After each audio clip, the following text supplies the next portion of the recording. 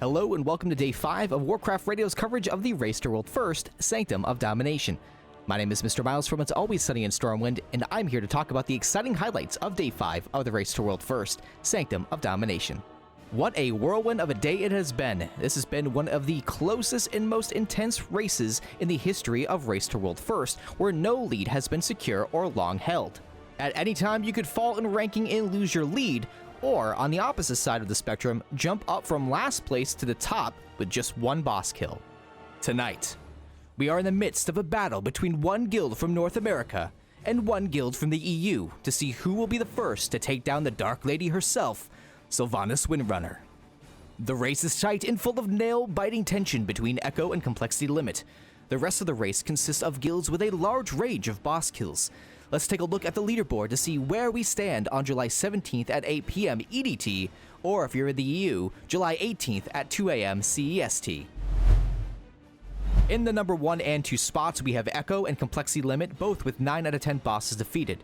In 3rd and 4th, Method and BDGG, both with 8 out of 10, followed by Pieces with 7 out of 10, Instant Dollars, Aversion, and Fat Shark Yes round out our top 8 with 5 out of 10 bosses defeated. Yesterday's coverage primarily consisted of guilds running heroic splits or in a siege against the Wall of Pain to advance to the next tier. Today, however, has been filled with moments of sporadic bursts of speed. The top guilds in the leaderboard have concentrated on taking down Fate Scribe Rokalo and moving on to Kel'Thuzad. Let's start by catching up on raid progress after yesterday's recap was posted. Overnight, BDGG snagged World 4th Guardian of the First Ones after 33 pulls, before quitting for the day. They started their day with intent on taking on Fate Scribe with hopes of advancing on the leaderboard. On the European side of things, the day started slow with guilds gearing up to also take on Fate Scribe as North America went to bed. When progression resumed, however, Method and Echo found themselves starting their first pulls on Fate Scribe at the same time. After about an hour of attempts and 11 pulls later, Echo managed to snag World 2nd for Fate Scribe Rokalo before taking on Kel'Thuzad. Method, however, finally conquered the Fate Scribe hours later with a World 3rd kill. Their attempts against Kel'Thuzad have many wondering who has more lives, the Lich or Mr. Bigglesworth. Due to the multiple philosophy phases, the few guilds who have reached the 9th boss have reevaluated different strategies in order to finally grant the seemingly immortal Lich a hopefully now permanent death. As of this recording, Method is at 39 pulls and a 2.2% best percentage. Method is currently in 3rd place according to our leaderboard and trying to catch up to Echo and Complexity Limit. Going back to Echo, the team once again managed to reclaim their first place lead from under the noses of Complexity Limit before Limit even started their day. The EU leaders managed to secure the world first kill on KT after only 22 pulls. At the time of boss completion, Limit, who had an hour's head start on KT, had multiple pulls ahead of Echo, but it wasn't enough to keep their lead. Echo, however, did have a little help from saving their splits until this point. The team utilized the Weave of Warped Fates, a powerful trinket that allows a conditional self-res once every 6 minutes.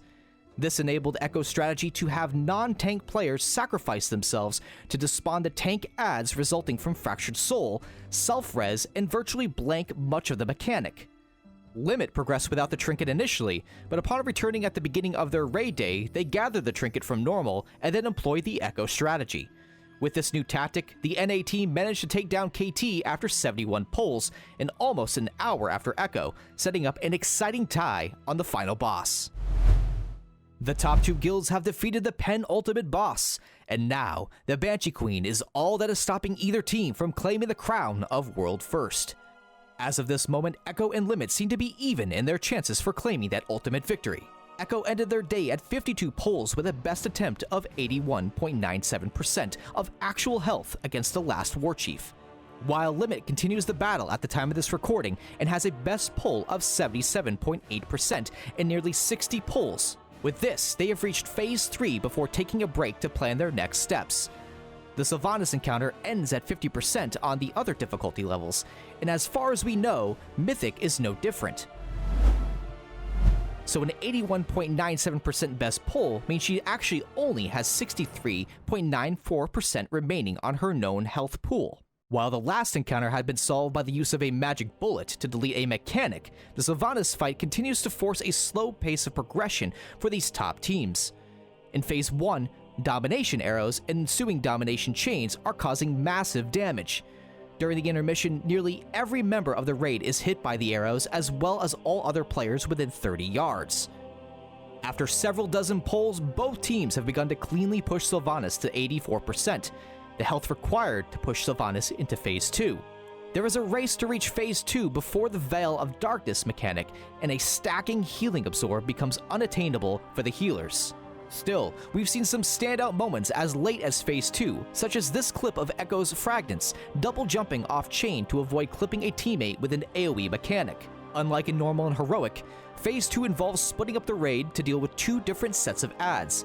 Jaina and Thrall both create bridges of ice and earth to cross on each set of adds, and we believe Echo has progressed to halfway through this second phase. There is an open question as to whether Sylvanas will go down with current gear in this reset week. Echo saved their splits until late in the week and brought their team's average item level up from 235.375 on the kill of Guardian to 238.347 when they killed Fate Scribe. However, switching up their composition brought their item level to 237.6 when defeating Kel'Thuzad.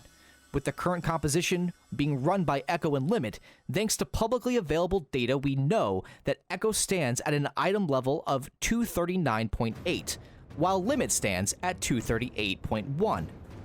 The delayed and extended splits run by Echo have resulted in an item level difference of almost 2 points. Still, this race is now down to execution alone.